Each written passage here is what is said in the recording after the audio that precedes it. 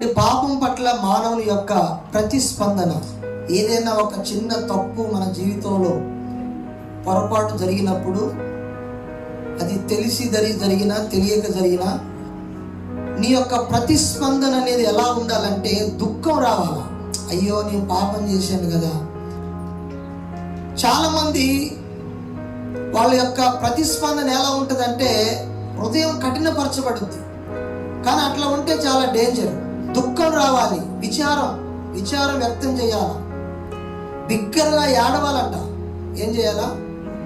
అవసరమైతే పాపం జరిగినప్పుడు గదిలోకి వెళ్ళి, అయ్యా నేను తప్పు చేశాను ప్రభా, నేను పాపం చేశాను అయ్యా, రొమ్ము కొట్టుకొని ఏడవాలి. మన ప్రతిస్పందన అలా ఉండాలి. అమితమైన బాధను వ్యక్తం చేయాలి, విలపించాలి, రోదన చేయాలి. ఇది పాపానికి ఉండవలసినటువంటి ప్రతిస్పందన.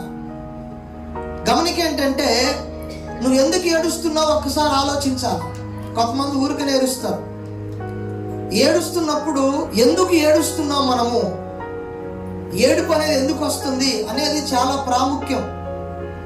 దేవుని దగ్గర ఎప్పుడు కూడా నిజాయితీగా ఏడవాలి, యథార్థంగా ఏడవాలి.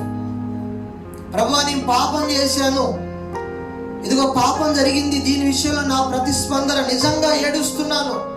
రొమ్ము కొట్టుకోవాలి, ఏడవాలి, బ్రతిమిలాడాలి దేవుని దగ్గర.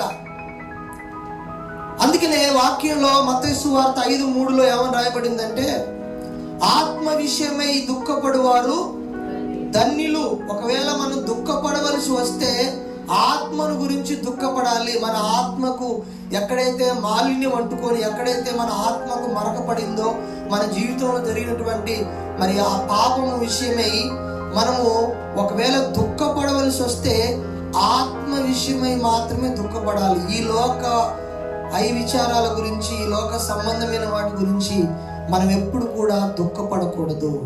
దేని గురించి దుఃఖపడాలా? ఆత్మ విషయమై దుఃఖపడేవారు ధన్యులు. ఒకవేళ దుఃఖపడవలసి వస్తే ఆత్మ గురించే దుఃఖపడాలి. కాబట్టి పాపం పట్ల మన యొక్క ప్రతిస్పందన ఎలా ఉండాలంటే దుఃఖము, విచారము, బిగ్గరగా ఏడవాలి, బాధను వ్యక్తం చేయాలి, విలపించాలి, రోదన చేయాలి.